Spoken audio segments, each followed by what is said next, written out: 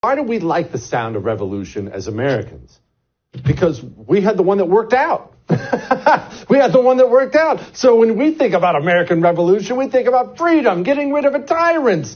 Most of them don't work out, but we won God's lottery, and ours worked out quite well. Let's talk about that with the president of the Great Heritage Foundation. I don't know what the heck we'd have done without Heritage over the past several decades. Dr. Kevin Roberts joins us now.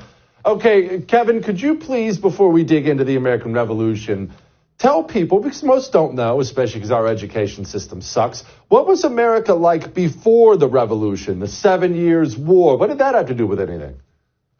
Well, the 7 Years' War was vital because it actually trained up the colonial militia into almost a regular army, and that obviously had a direct military impact on the revolution. But even more important than the military, Jesse, was what the American people were like.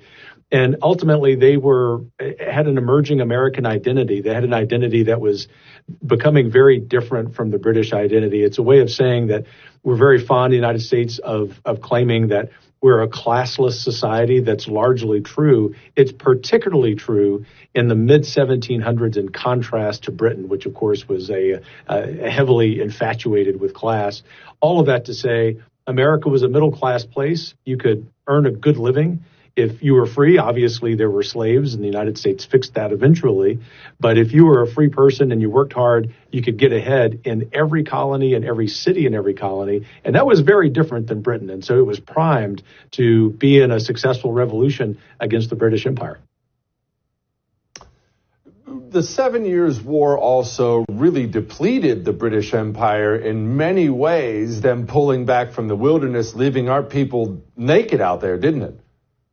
Well, it did. And what happened was the performance of the British Army in the 7 Years' War showed the Americans that they actually couldn't depend on the British military to defend them. This was especially true on the western side of the colonies, roughly speaking, the Appalachian region from Pennsylvania all the way down to North Georgia, as you know. Colonists there had direct interaction, not just with the British Army, but also with regional Indian tribes, most of whom got the better of the British, along occasionally with some of the French. So even though the British prevailed in the 7 Years' War, the experience for the colonists, including George Washington, who cut his teeth as a young military colonel in that war, as you know, was very negative. And it proved to them that not only could the British be counted on, but a decade later, when we decided that we would declare independence from Britain, it actually gave colonists more confidence than you might think they would have possessed otherwise. No doubt. What was the Stamp Act, and why were they so mad about that whole thing? Why can't you pay a little bit more for a stamp? What's the big deal? Yeah, the Stamp Act was a really fancy tax. And so basically, although unfortunately we've gotten accustomed to this kind of thing in the modern United States, any sheet of paper that you had basically had to be notarized. That's the best way of understanding it in our modern vocabulary. And in order to get that stamp from the colonial or government official, you had to pay a few pence. You had to pay a little bit of money. And between paying the money, but also just the inconvenience of time, but I would argue even more importantly than those two things, just the ever-presence of a British government official intruding on every aspect of your life. Colonists had enough, and so they started the Stamp Act Congress, which was a precursor to our own Congress. The Stamp Act Congress not only was important in some of the policies that it articulated, but it also helped galvanize this really healthy rebelliousness by the American colonists. Most importantly, Jesse, I would argue, it actually gave Americans, these colonists, sort of cultural icons, a flag, certain songs, certain poems that came out of the Stamp Act.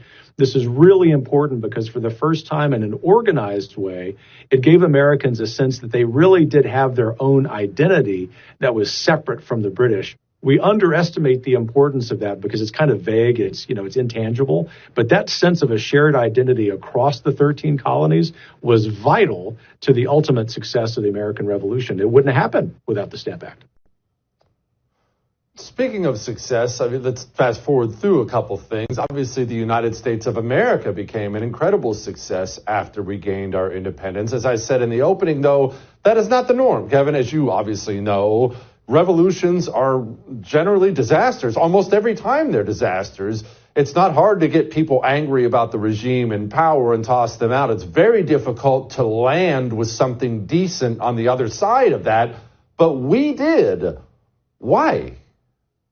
Well, I think that's one of the most fascinating questions, not just in American history, but in all of world history. And as you know, I've spent a lot of time studying and teaching that over the last couple of decades. Ultimately, I'll focus on three or four. The first is that the United States in the 1700s was a place that was not divided by class. Obviously, there were a lot of enslaved people, about 20% of the American population. Separate from that huge exception, the United States was a place that was not dictated, it wasn't divided according to socioeconomic status. This is important for the outcome of the revolution because, unlike, say, in France, a decade and a half later, where not only did you have the overthrow of the monarchy, you had the poorer Frenchmen trying to overthrow the landed aristocracy. In the United States, you didn't have that pent-up frustration. And so ultimately, when you get on the back end, the successful conclusion of the American Revolution, there isn't a desire to reorder society.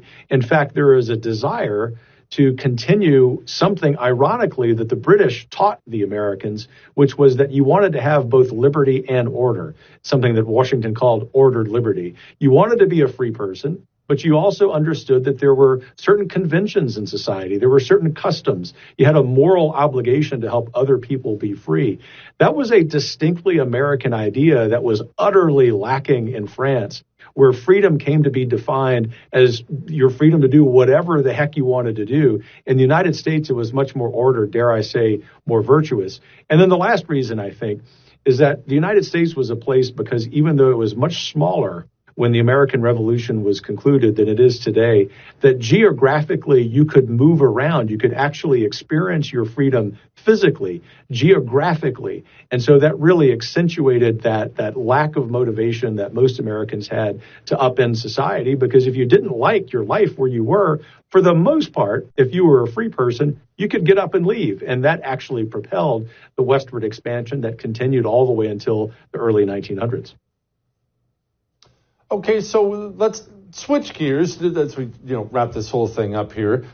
Why are so many other revolutions, why can't they duplicate that? Surely at least some people at the top or a lot of people involved in them, that's what they want on the back end of it, whether you're tossing off a dictator here or there. Surely they want to be free and ordered and good.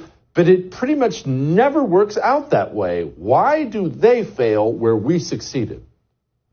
Well, I'm going to write a headline for you that's politically incorrect, because America is an exceptional place.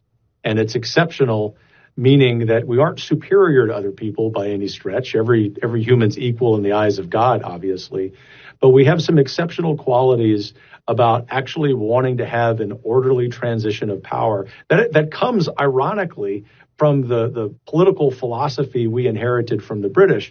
But if you think about the other revolutions that have happened since, you think about the French Revolution in close proximity to the American Revolution, the Haitian Revolution, and then a lot of revolutions in the mid-20th century, mostly from African and Latin American countries throwing off the yoke of communism.